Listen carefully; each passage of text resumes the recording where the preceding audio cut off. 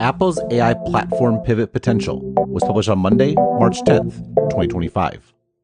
It was the best of times, it was the worst of times. It was the age of wisdom, it was the age of foolishness. It was the epoch of belief, it was the epoch of incredulity. It was the season of light, it was the season of darkness. It was the spring of hope, it was the winter of despair. We had everything before us, we had nothing before us. We were all going direct to heaven. We were all going direct the other way. In short, the period was so far like the present period that some of its noisiest authorities insisted on its being received, for good or for evil, in the superlative degree of comparison only. Charles Dickens, A Tale of Two Cities. Apple's bad week. Apple has had the worst of weeks when it comes to AI. Consider this commercial which the company was running incessantly last fall.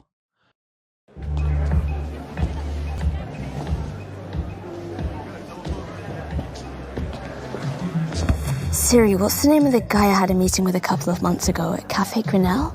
You met Zach Wingate at Cafe Grinnell. Hey! Zach! Oh, wow, I didn't think you'd remember me. Yeah, of course. As soon as I saw you, I'm like, it's Zach. Nobody looks like Zach. I am genius. In case you missed the fine print in the commercial, it reads, Apple Intelligence coming fall 2024 with Siri and device language set to US English. Some features and languages will be coming over the next year. Next year is doing a lot of work. Now that the specific feature detailed in the commercial, Siri's ability to glean information from sources like your calendar, are officially delayed. Here is the statement Apple gave to John Gruber at Daring Fireball.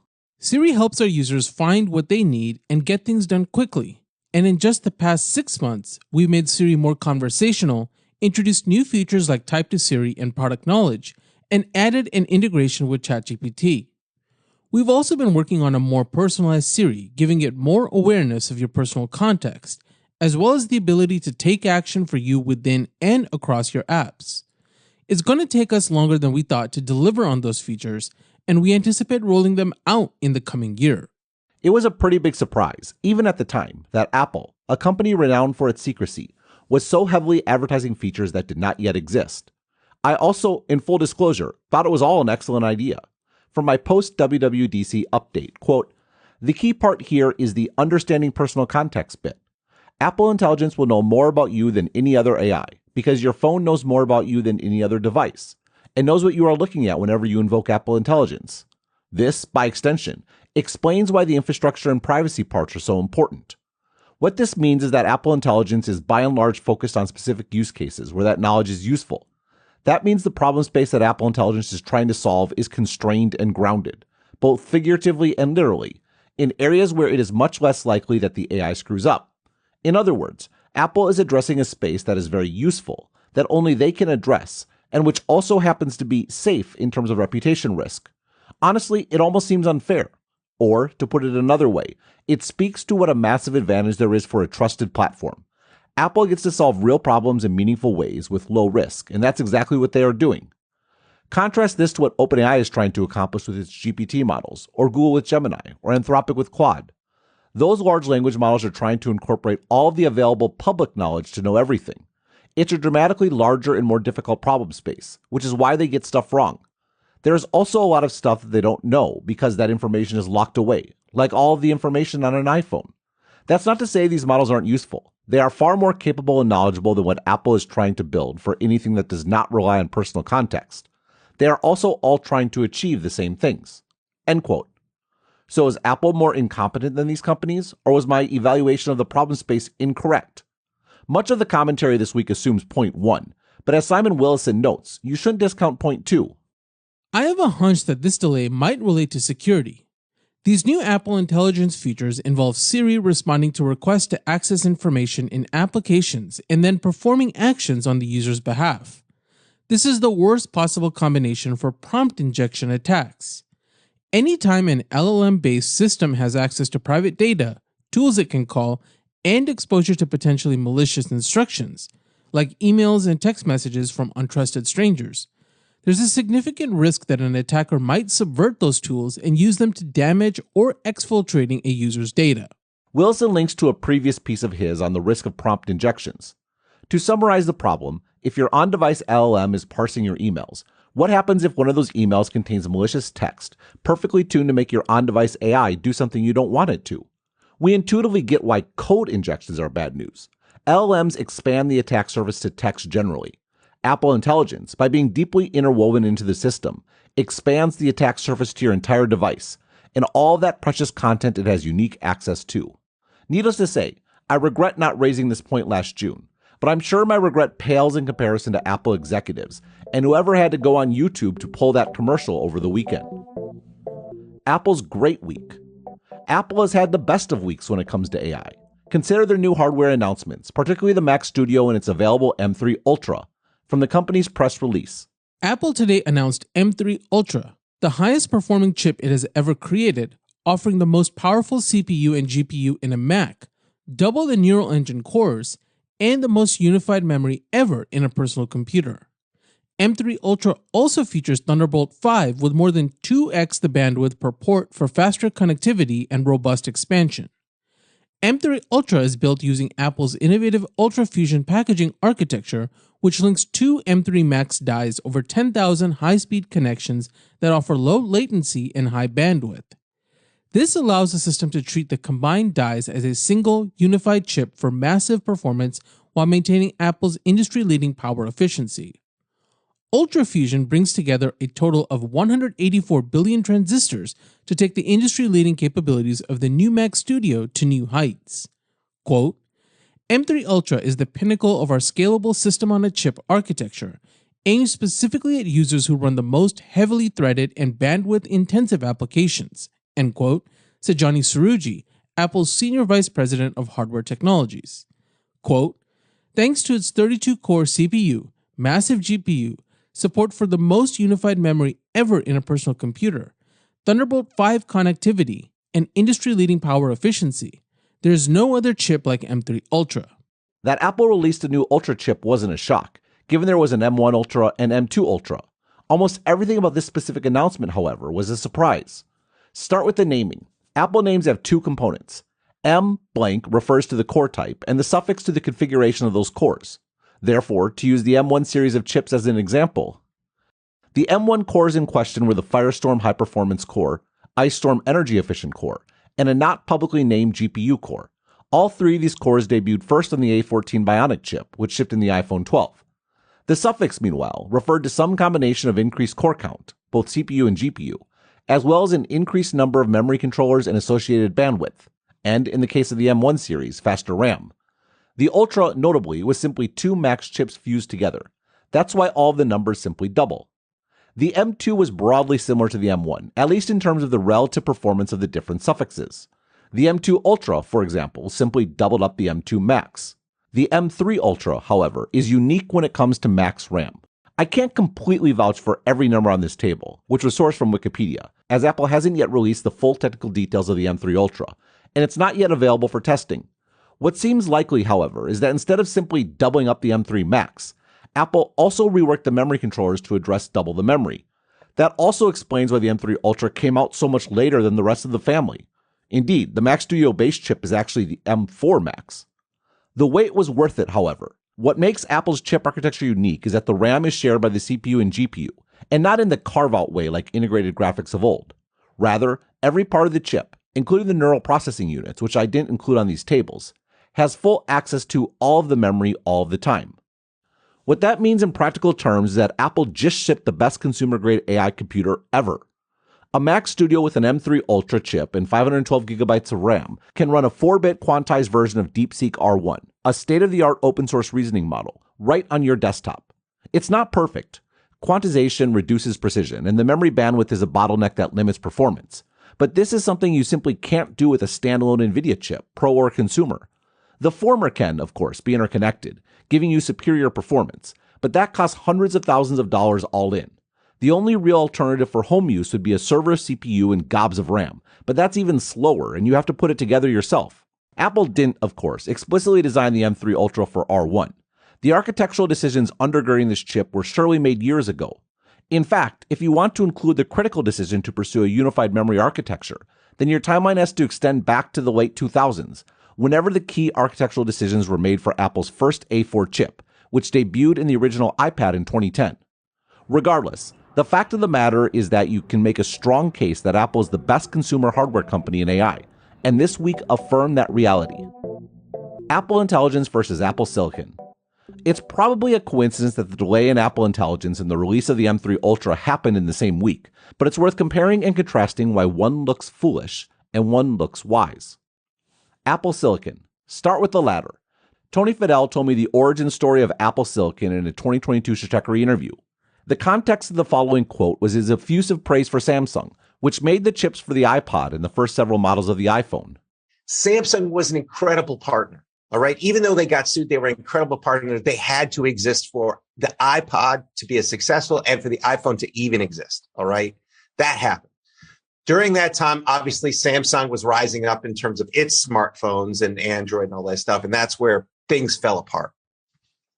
At the same time, there was the strategic thing going on with Intel versus ARM in the iPad and then ultimately iPhone, where, there's that fraction, that fractious showdown that I had with various people at Apple, including Steve, which was Steve wanted to go Intel for the iPad and ultimately the iPhone. And because that's the way we went with the Mac and that was successful. And I was saying, no, absolutely not. And I was screaming about it. And that's when Steve was, after Intel lost kind of the challenge, that's when Steve was like, well, we're going to go do our own ARM. And that's where we bought PA Semi. So there was the Samsung thing happening, the Intel thing happening, and then it's like we need to be the master of our own destiny. We can't just have Samsung supplying our processors because they're going to end up in their products, right? Intel can't deliver low power embedded, the way we would need it and have the culture of quick turns. They were much more standard product and non-custom products. And then we also have this, we got to have our own strategy to best everyone. So all of those things came together to make what happened to then ultimately say we need somebody like TSMC to build more and more of our chips. Never any of these things are inside of, independently, independent decisions. They were all these things tied together for that to pop out of the oven, so to speak. This is such a humbling story for me as a strategy analyst. I'd like to spin up this marvelous narrative about Apple's foresight with Apple Silicon. But like so many things in business, it turns out the best consumer AI chips were born out of pragmatic realities, like Intel not being competitive in mobile, and Samsung becoming a smartphone competitor. Ultimately, though, the effort is characterized by 4 critical qualities. Time. Apple has been working on Apple Silicon for 17 years. Motivation. Apple was motivated to build Apple Silicon because having competitive and differentiated mobile chips was deemed essential to their business. Differentiation. Apple's differentiation had always been rooted in the integration of hardware and software, and controlling their own chips let them do exactly that, wringing out unprecedented efficiency in particular. Evolution. The M3 Ultra isn't Apple's first chip. It's not even the first M chip. Heck, it's not even the first M3. It's the result of 17 years of iteration and experimentation. Apple Intelligence. Notice how these qualities differ when it comes to Apple Intelligence. Time. The number one phrase that has been used to characterize Apple's response to the ChatGPT moment in November 2022 is flat-footed, and that matches what I've heard anecdotally. That, by extension, means that Apple has been working on Apple Intelligence for at most 28 months, and that is almost certainly generous, given that the company likely took a good amount of time to figure out what its approach would be. That's not nothing. XAI went from company formation to Grok 3 in 19 months, but it's certainly not 17 years. Motivation. If you look at Apple's earnings calls in the wake of ChatGPT, February 2023, May 2023, and August 2023 all contain some variation of AI and machine learning have been integrated into our products for years and will continue to be thoughtful about how we implement them. Finally, in November 2023, CEO Tim Cook said the company was working on something new. In terms of generative AI, we have obviously we have work going on. I'm not going to get into details about what it is because as you know, we really don't do that. But you can bet that we're investing. We're investing quite a bit. We're going to do it responsibly. and you will see product advancements over time where those technologies are at the heart of them. First, this obviously has bearing on the time point above. Secondly, one certainly gets the sense that Apple, after tons of industry hype and incessant questions from analysts, very much representing the concerns of shareholders, felt like they had no choice but to be doing something with generative AI. In other words, and yes, this is very much driving with the rearview mirror, Apple didn't seem to be working on generative AI because they felt it was essential to their product vision, but rather because they had to keep up with what everyone else was doing. Differentiation. This is the most alluring part of the Apple Intelligence vision, which I myself hyped up from the beginning. Apple's exclusive access to its users' private information. What is interesting to consider, however, beyond the security implications, is the difference between exclusivity and integration. Consider your address book. The iOS SDK includes the Contacts API, which gave any app on the system full access to your contacts without requiring explicit user permission. This was essential to the early success of services like WhatsApp, which cleverly bootstrapped your network by using phone numbers as unique IDs. This meant that pre-existing username-based networks like Skype or AIM were actually at a disadvantage on iOS. iMessage did the same thing when it launched in 2011, and then Apple started requiring user permission to access your contacts in 2012. Even this amount of access, however, paled in comparison to the Mac, where developers could access information from anywhere on the system. iOS, on the other hand, put apps in sandboxes, cut off from other apps and system information outside of APIs like the Contacts API, all of which have become more and more restricted over time. Apple made these decisions for very good reasons, to be clear. iOS is a much safer and secure environment than macOS. Increased restrictions generally mean increased privacy, albeit at the cost of decreased competition. Still, it's worth pointing out that exclusive access to data is downstream of a policy choice to exclude third parties. This is distinct from the sort of hardware and software integration that Apple can exclusively deliver in the pursuit of superior performance. This distinction is subtle, to be sure, but I think it's notable that Apple Silicon's differentiation was in the service of building a competitive moat, while Apple Intelligence differentiation was about maintaining one. Evolution. From one perspective, Apple Intelligence is the opposite of an evolved system. Apple put together an entire suite of generative AI capabilities and aimed to launch them all in iOS 18. Some of these, like text manipulation and message summaries, were straightforward and made it out the door without a problem. Others, particularly the reimagined Siri and its integration with third-party apps in your personal data, are now delayed. It appears Apple tried to do too much all at once. The incumbent advantage. At the same time, it's not as if Siri is new. The voice assistant launched in 2011 alongside iMessage. In fact, though, Siri has always tried to do too much too soon. I wrote last week about the differences between Siri and Alexa, and how Amazon was wise to focus their product development on the basics, speed and accuracy, while making Alexa dumber than Siri tried to be, particularly in its insistence on precise wording instead of attempting to figure out what you meant. To that end, this speaks to how Apple could have been more conservative in its generative AI approach, and I fear Amazon too, given my skepticism of Alexa Plus. Simply make a Siri that works. The fact of the matter is that Siri has always struggled with delivering on its promised functionality, but a lot of its shortcomings could have been solved by generative AI. Apple, however, promised much more than this at last year's WWDC. Siri wasn't simply going to work better, it was actually going to understand and integrate your personal data and third-party apps in a way that had never been done before. Again, I applauded this at the time, so this is very much Monday morning quarterbacking. I increasingly suspect, however, we are seeing a symptom of big company disease that I hadn't previously considered. While one failure state in the face of new technology is moving too slowly, the opposite failure state is assuming you can do too much too quickly, when simply delivering the basics would be more than good enough. Consider home automation. The big three players in the space are Siri and Alexa and Google Assistant. What makes these companies important is not simply that they have devices you can put in your home and talk to, but also that there is an entire ecosystem of products that work with them. Given that, consider two possible products in this space. OpenAI releases a ChatGPT speaker that you can talk to and interact with. It works brilliantly and controls, well, it doesn't control anything because the ecosystem hasn't adopted it. OpenAI would need to work diligently to build out partnerships with everyone from curtain makers to smart lights to locks and more. That's hard enough in its own right, and even more difficult when you consider that many of these objects are only installed once and updated rarely. The second product is Apple or Amazon or Google updating their voice assistants with basic LLMs. Now, instead of needing to use precise language, you can just say whatever you want, and the assistant can figure it out. along with all the other LLM niceties like asking about random factoids. In this scenario, the Apple/Amazon/Google assistants are superior, even if their underlying LLMs are worse or less capable than OpenAI's offering, because what the companies are selling is not a standalone product but an ecosystem. That's the benefit of being a big incumbent company.